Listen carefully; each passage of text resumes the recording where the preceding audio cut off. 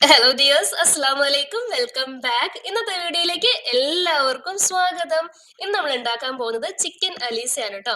ഇതിന് അലീസ എന്നല്ലാതെ നമ്മൾക്ക് ഹരീസ് എന്നും അതേപോലെ അൽസ എന്നും ഒക്കെ പറയാനായിട്ട് പറ്റും. അപ്പോൾ ഇതിൽ ചിക്കനും ഗോതമ്പും ഒക്കെ യൂസ് ചെയ്തിട്ടാണ് ഉണ്ടാക്കുന്നത്. ചിക്കൻ ഇല്ലെങ്കിൽ നമുക്ക് പ്ലെയിൻ ആയിട്ടുള്ള അൽസ ഉണ്ടാക്കാം, ഇല്ലെങ്കിൽ മട്ടൺ യൂസ് ചെയ്തിട്ടായാലും ഉണ്ടാക്കാം.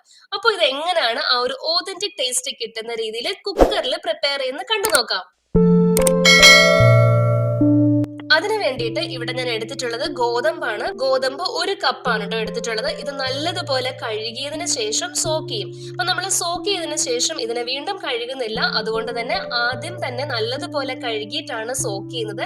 ഒരു 5-6 മണിക്കൂറൊക്കെ നമ്മളിത് സോക്ക് ചെയ്യാനായിട്ട് ഇടുന്നുണ്ട്. അത് കഴിഞ്ഞതിന് ശേഷം കുക്കറിലേക്ക് ഇത് ഒഴിച്ചു കൊടുക്കാം. അതേപോലെ തന്നെ നമ്മൾ ആ സോക്ക് ചെയ്തിട്ടുണ്ടായിരുന്ന വെള്ളമില്ലേ, അതും ഇതിനകത്തേക്ക് തന്നെ ആഡ് ചെയ്യാം കേട്ടോ. എന്നിട്ടും വെള്ളം വേണമെങ്കിൽ അത് കുറച്ചും കൂടെ ഇടാം. ഈ വെള്ളത്തിന്റെ അളവ് ഈ ഗോതമ്പിൽ നിന്നും കുറച്ചും കൂടെ മുകളിൽ നിൽക്കണം. അതിന്റെ കൂടെ തന്നെ നമുക്ക് ഈ ചിക്കൻ പീസസ് വൃത്തിയാക്കിയതും കൂടെ ആഡ് ചെയ്യാം.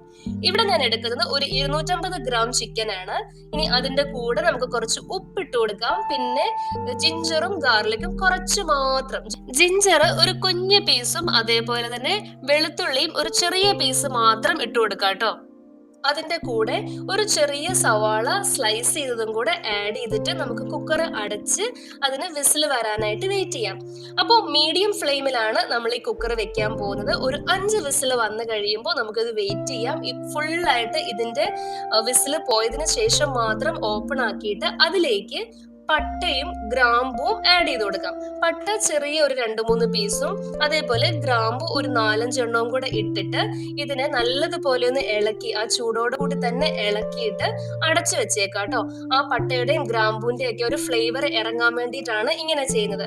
ഇനി ഇത് നല്ലതുപോലെ തണുത്ത് അതിന്റെ ചൂടൊക്കെ പോയതിനു ശേഷം നമുക്ക് ഈ കുക്കർ ഓപ്പൺ ആക്കിയിട്ട് അതിൽ നമ്മൾ ഇട്ട് കൊടുത്തിട്ടുണ്ടായിരുന്ന പട്ടയും ഗ്രാമ്പും മാറ്റാം. അതേപോലെ തന്നെ നമ്മളിപ്പം ഇതിൽ ചിക്കൻ ഒക്കെ ഉപയോഗിച്ചേക്കുന്നത് എല്ലുള്ളതാണെങ്കിൽ ആ എല്ലും മാറ്റാം കേട്ടോ. അത് കൈകൊണ്ട് ഇങ്ങനെ ഒന്ന് ആക്കുമ്പോൾ തന്നെ ആ എല്ല് മാറി കിട്ടുമല്ലോ. അതേപോലെ തന്നെ നമ്മൾ ജിഞ്ചറും ഗാർലിക്കും ഇട്ട് കൊടുത്തിട്ടുണ്ടായിരുന്നില്ലേ, അപ്പം അതും മാറ്റാം. കാരണം നമ്മളത് മിക്സിയിൽ അടിക്കാൻ പോവാണ് ബാക്കിയുള്ള സംഭവങ്ങൾ. അപ്പം ഇതൊന്നും അതിൽ കടന്നിട്ട് മിക്സിയിൽ അടിക്കണ്ട. അപ്പോ ഇതിൽ നിന്ന് ഈ നമ്മൾ ഈ വെന്ത് വന്ന ഗോതമ്പിൽ നിന്ന് ഒരു 1/4 ഭാഗത്തോളം നമ്മൾ ഈ മിക്സിയിൽ അടിക്കുന്നുണ്ട്. 1/4 ഭാഗം അടിക്കുന്നില്ല, മാറ്റി വെച്ചേക്കാം. അപ്പൊ നമ്മൾ അടിക്കുമ്പോഴത്തേക്കിനും ഈ ചിക്കനും ഒക്കെ ചേർത്ത് തന്നെയാണ് കേട്ടോ അടിക്കുന്നത്. പിന്നെ ഒരുപാട് മിക്സിയിലിട്ട് കറക്കി പേസ്റ്റ് പോലെ ആക്കണ്ട, ഒന്ന് ക്രഷ് ചെയ്തെടുത്താലും മതി. അതിനുശേഷം ഈ മിക്സിയിൽ അടിച്ചതും നമ്മൾ അടിക്കാതെ മാറ്റി വെച്ചിരുന്ന ഒരു 1/4 ഭാഗം കൂടെ മിക്സ് ചെയ്യാം. അതിലേക്ക് നല്ല കട്ടിയുള്ള തേങ്ങാപ്പാല് 2 കപ്പ് ആഡ് ചെയ്ത് കൊടുക്കാം. ഇവിടെ നമ്മൾ എടുത്തിട്ടുണ്ടായിരുന്നത് 1 കപ്പ് ഗോതമ്പാണല്ലോ. ആ 1 കപ്പ് ഗോതമ്പിന് 2 കപ്പ് കട്ടിയുള്ള തേങ്ങാപ്പാലും കൂടെ ആഡ് ചെയ്തിട്ട് ഇതിനെ ഒന്ന് ചൂടാക്കാം കേട്ടോ ഈ ഒരു കുക്കറ്. അത് കഴിയുമ്പോഴത്തേനും നമുക്ക് ഇച്ചിരി കഴിയുമ്പോൾ കാണാം ഇതിങ്ങനെ തിള വരും. ചെറുതായിട്ട് ഇങ്ങനെ ബബിൾസ് വരുന്ന ആ ഒരു സമയമുണ്ടല്ലോ, ആ സമയമായി കഴിയുമ്പോൾ നമുക്കിത് ഓഫ് ചെയ്യാം. ഇവിടെ വരെ മതി എന്നുണ്ടെങ്കിൽ ഈ സ്റ്റേജിൽ നിർത്തിയിട്ട് നമുക്ക് ഉപയോഗിക്കാൻ എടുക്കാം. ഇനി അതല്ല നമ്മൾക്ക് നെയ്യിലൊക്കെ താളിച്ചതും കൂടി ഇഷ്ടമാണെങ്കിൽ ആ ഒരു സ്റ്റെപ്പും കൂടെ ചെയ്യാം. അതിനു വേണ്ടി ചെയ്യുന്നത് ഒരു പാൻ വെച്ചിട്ട് അതിലേക്ക് നെയ്യ് ഒഴിച്ചു കൊടുത്തിട്ട് അതിലേക്ക് നമ്മൾ സവാള സ്ലൈസ് ചെയ്ത് അത് ഇട്ട് കൊടുക്കും. അതൊന്ന് മൂത്ത് കഴിയുമ്പോഴത്തേക്കിനും അതിൽ കശുവണ്ടിയും കിസ്മിസും ആഡ് ചെയ്ത് അതും കൂടി വറുത്ത് കോരിയത് നമ്മൾ ഉണ്ടാക്കി വെച്ചിട്ടുള്ള അൽസയിലേക്ക് ആഡ് ചെയ്യുകയാണ് ചെയ്യുന്നത്. ചില ആളുകൾക്ക് ഈ ഒരു നെയ്യിൽ വറുത്തതും അങ്ങനത്തെ സ്റ്റെപ്പ് ഇഷ്ടമല്ല, അല്ലെങ്കിൽ ആ ഒരു ടേസ്റ്റ് ഇഷ്ടമല്ലെങ്കിൽ അത് അവോയ്ഡ് ചെയ്തിട്ട് നമ്മൾ നേരത്തെ തേങ്ങാപ്പാലൊക്കെ ആഡ് ചെയ്ത് അവിടെ വരെ എത്തിയല്ലോ, അത് വരെ വെച്ചാലും കഴിക്കാം കേട്ടോ. അതാവുമ്പോഴത്തേനും കുറച്ചും കൂടെ ഒരു റോ ടേസ്റ്റ് ആയിരിക്കും. എനിക്കൊക്കെ പേഴ്സണലി ആ ഒരു സ്റ്റേജ് വരെയാണ് ഇഷ്ടം.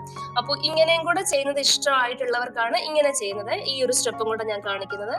ഇത് ഉണ്ടാക്കാനും നല്ല എളുപ്പമാണ്. നമ്മൾ ഈ ഗോതമ്പ് ഒരു 5-6 മണിക്കൂർ സോക്ക് ചെയ്യണം എന്നുള്ളത് മാത്രമേ ഉള്ളൂ. പിന്നെ അതിലൊക്കെ ഇമ്പോർട്ടന്റ് ആയിട്ടുള്ള കാര്യം എന്ന് പറഞ്ഞാൽ നല്ല ഹെൽത്തി ആയിട്ടുള്ള ഒരു ഐറ്റം ആണ്.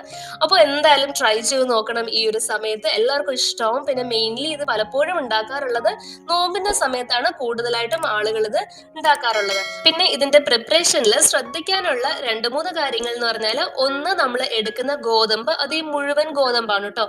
സൂചി ഗോതമ്പ് അല്ലെങ്കിൽ നുറുക്ക് ഗോതമ്പ് അങ്ങനെയുള്ളതൊന്നും അല്ല നമ്മൾ ഇവിടെ യൂസ് ചെയ്യുന്നത്. പിന്നെ അതേപോലെ തന്നെ മീറ്റ് ഉപയോഗിച്ചിട്ടാണ് ഉണ്ടാക്കുന്നതെങ്കിൽ നമ്മൾ മിക്സിയിലേക്ക് അടിക്കുന്നതിന് മുൻപായിട്ട് ഈ മീറ്റിന്റെ എല്ലുണ്ടല്ലോ അത് നമ്മൾക്ക് അങ്ങ് മാറ്റാം. കാരണം അത് നമ്മൾ അടിക്കുന്നില്ല ഇതിന് വേണ്ടിയിട്ട്. അതിപ്പോ ചിക്കൻ ആണെങ്കിലും മട്ടൺ ആണെങ്കിലും ഒക്കെ. ഇനി ചിക്കനും മട്ടണും ഒന്നും യൂസ് ചെയ്യുന്നില്ല, പ്ലെയിൻ ആയിട്ടുള്ള ഒരു അൽസയാണ് ഉണ്ടാക്കുന്നതെങ്കിൽ അത് ഇല്ലാതെയും ഉണ്ടാക്കാം കേട്ടോ, ഒരു പ്രോബ്ലം ഇല്ല. ഇപ്പം അൽസ ഉണ്ടാക്കുമ്പോഴത്തേക്കിനും നോൺ വെജ് വേണമെന്ന് ഒരു നിർബന്ധവും ഇല്ല. പിന്നെ അതേപോലെ മൂന്നാമത്തെ കാര്യം എന്ന് പറഞ്ഞാല് തേങ്ങാപ്പാല്. നമ്മൾ എടുക്കുന്ന തേങ്ങാപ്പാല് നല്ല തിക്കായിട്ടുള്ള തേങ്ങാപ്പാല് തന്നെ ആയിരിക്കണം. ഒന്നാം പാൽ എടുക്കുന്നതാണ് നല്ലത്. ഒരുപാട് വെള്ളം കൂട്ടി നീണ്ടുള്ള ഒരു തേങ്ങാപ്പാലല്ല ഇവിടെ യൂസ് ചെയ്യുന്നത്. ഈ മൂന്ന് കാര്യങ്ങളും കൂടെ ശ്രദ്ധിക്കാട്ടോ. അപ്പൊ ഇത് ഉണ്ടാക്കിയിട്ട് ഇഷ്ടമാകുവാണെങ്കിൽ ഉറപ്പായിട്ടും അതിന്റെ പിക്ചർ എനിക്ക് അയച്ചു തരണം. അതേപോലെ നിങ്ങളുടെ ഫാമിലി ആൻഡ് ഫ്രണ്ട്സിന് ഷെയർ ചെയ്യണം. അഭിപ്രായങ്ങൾ എന്താന്നുള്ളത് അറിയിക്കണം. വീണ്ടും നമുക്ക് മറ്റൊരു വീഡിയോ ആയിട്ട് ഉടനെ തന്നെ കാണാം. അതിന് മുൻപായിട്ടുള്ള ഒരു ക്വിക്ക് റിമൈൻഡർ ഉള്ളത്, ഇതുവരെ ഈ ചാനൽ സബ്സ്ക്രൈബ് ചെയ്തിട്ടില്ല എന്നുണ്ടെങ്കിൽ സബ്സ്ക്രൈബ് ചെയ്യാനും അതിന്റെ കൂടെയുള്ള ഒരു കുഞ്ഞു ബെല്ലൈക്കൺ ഇല്ലേ അത് ക്ലിക്ക് ചെയ്തിട്ട് അതിൽ ഓൾ തന്നെ സെലക്ട് ചെയ്യാനും മറക്കല്ല. അങ്ങനെ ആകുമ്പോൾ മാത്രമേ ഉള്ളൂ ഞാൻ നെക്സ്റ്റ് വീഡിയോസ് അപ്ലോഡ് ചെയ്യുമ്പോഴത്തേക്കിനും അതിന്റെ ഒക്കെ നോട്ടിഫിക്കേഷൻസ് അപ്പൊ തന്നെ കിട്ടുള്ളൂ.